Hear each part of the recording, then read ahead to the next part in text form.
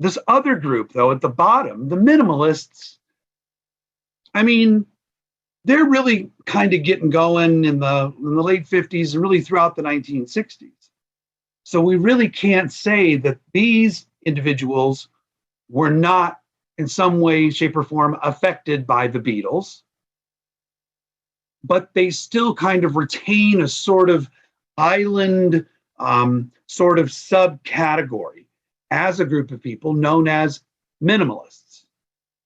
What is a minimalist? Somebody that makes a lot out of small little bits of information.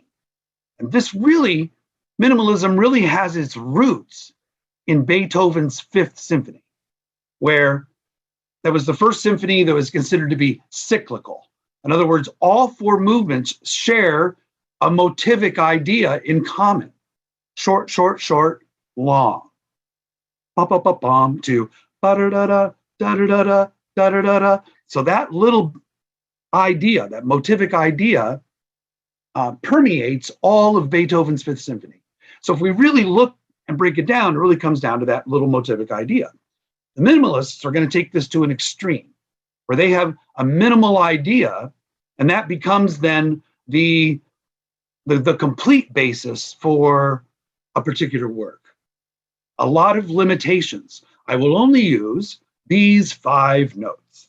I will play these 5 notes over and over and over again, with the idea that musical repetition is natural.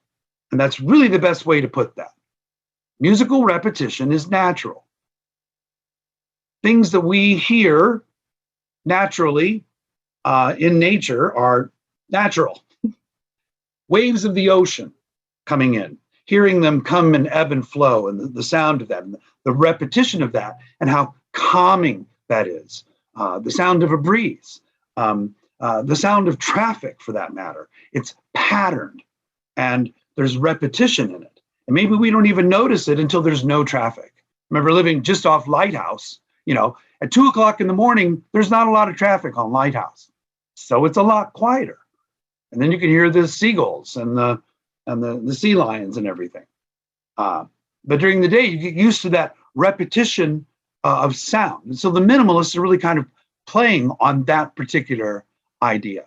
So I have 3 examples. I actually really want to just kind of look at a little bit of each, because I just want to give a taste at how similar maybe these artists are, but how different they really are. Philip Glass, who I think is a tremendous individual. There were so many examples. I thought I would play Einstein on the Beach maybe, but I actually think the thing from Koyaanisqatsi, this is towards the beginning of the film, this experimental film that he did, which I think is pretty cool. And just listen to how the music is patterned.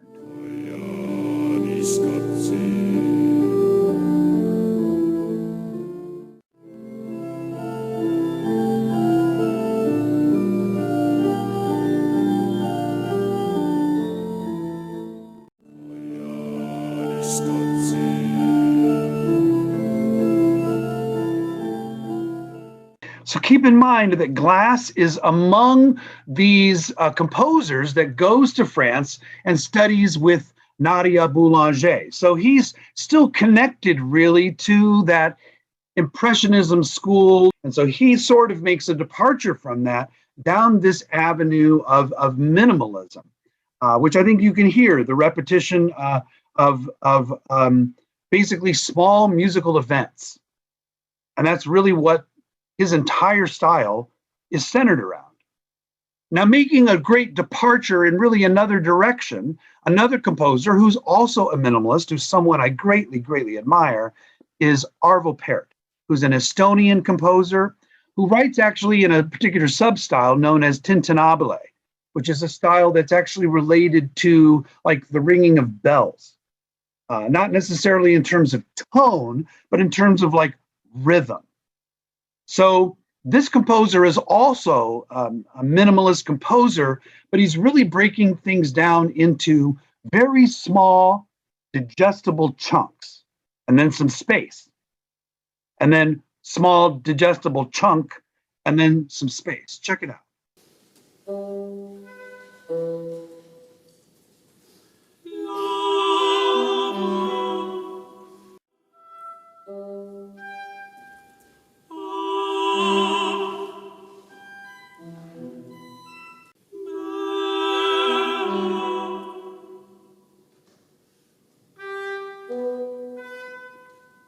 everything you pretty much just heard there was really nothing more than an E minor chord. I've actually conducted this work. I love this work, the Miserere. It's probably in the top 10 of most difficult things I've ever had to conduct. But I really took to it. It really spoke to me on a lot of levels musically. An interesting piece of music, but every single part of it, everything about it is based on these minimalistic ideas.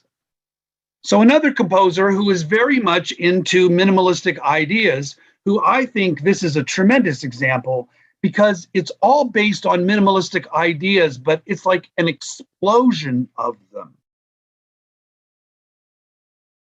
And what he's really trying to do here is create a picture in music of what it would be like to take a ride in a fast car.